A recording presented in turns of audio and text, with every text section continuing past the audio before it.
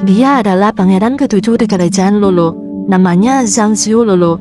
Dia terlahir sedikit berbeda dari 6 kakaknya. Dia terlahir albino, dan hal ini membuatnya selalu merasa silau dengan cahaya. Itulah mengapa matanya selalu tertutup dengan kain. Hampir semua orang di kerajaan Lulu mengejek pangeran Zhang Xiu Lulu. Mereka berkata Zhang Xiu Lulu adalah pembawa sial pada seluruh keluarga kerajaan. Hanya karena 6 saudara kandung Zhang Xiu Lulu mati di medan perang pada saat Zhang Xiu Lulu dilahirkan. Zhang Xiu Lulu berusaha mengabaikan semua ejekan yang menimpanya.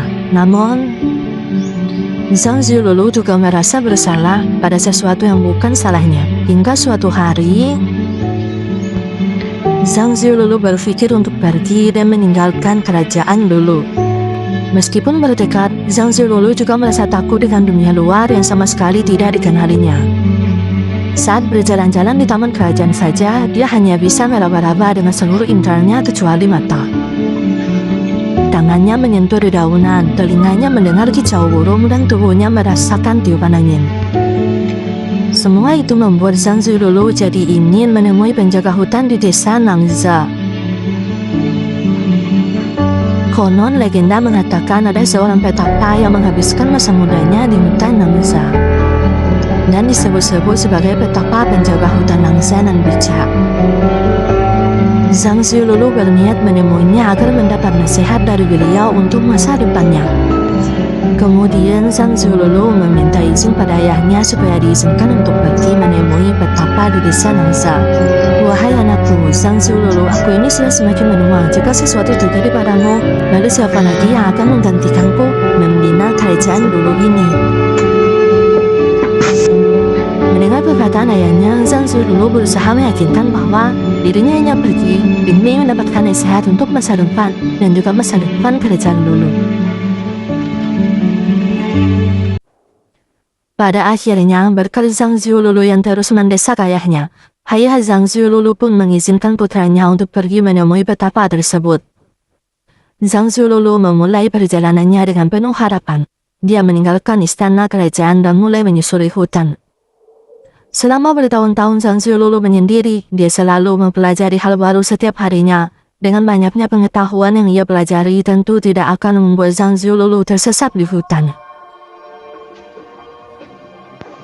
3 malam telah berlalu dan ini adalah malam keempat dia menyusuri hutan. Sejak sore tadi, Zhang Xiu Lulu merasakan sesuatu seperti ada yang sedang memantaunya. Namun Zhang Xiu Lulu tidak pernah berhenti atau mundur dari perjalanannya. Hingga suara seseorang terdengar dari balik pepohonan berkata,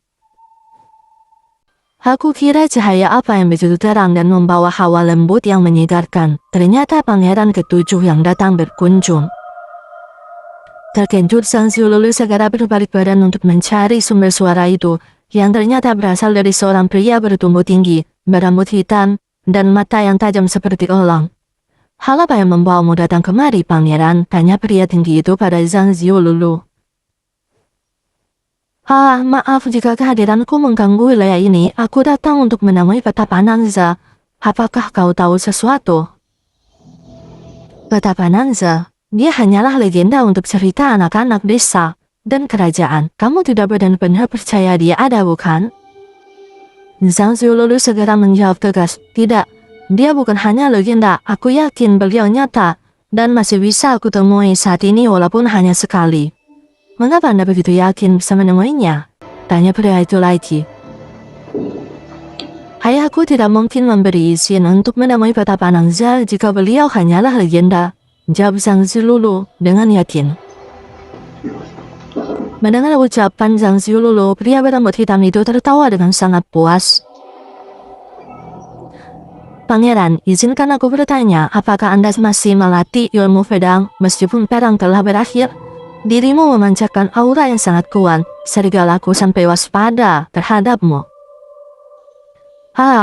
Itu hanya sedikit saja. Ayah tidak mengizinkanku menyentuh pedang, tapi saat beliau pergi untuk urusan kerajaan, aku menyelinap untuk sedikit belajar.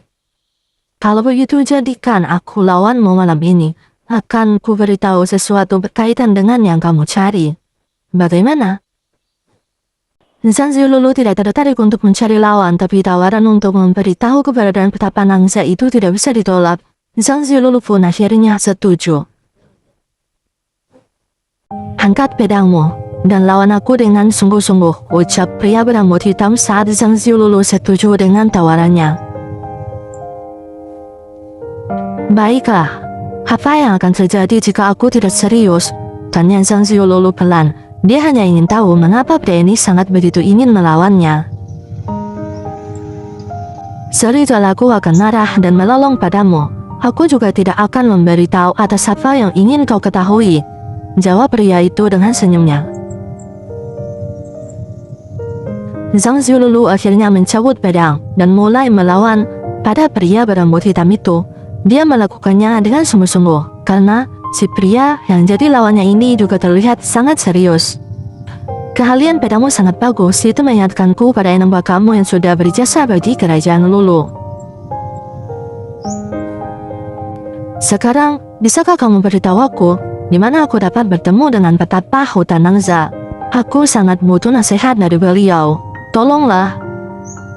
Mendengar permohonan Zhang Ziululu, pria berambut hitam itu berkata, katakan saja nasihat apa yang ingin kamu dengarkan. Aku akan berikan nasihat sesuai apa yang kamu butuhkan, pangeran. Zhang Ziululu terkejut. Apa kamu sedang bermain denganku? Aku menginginkan nasihat dari sang petapa hutan Nangza.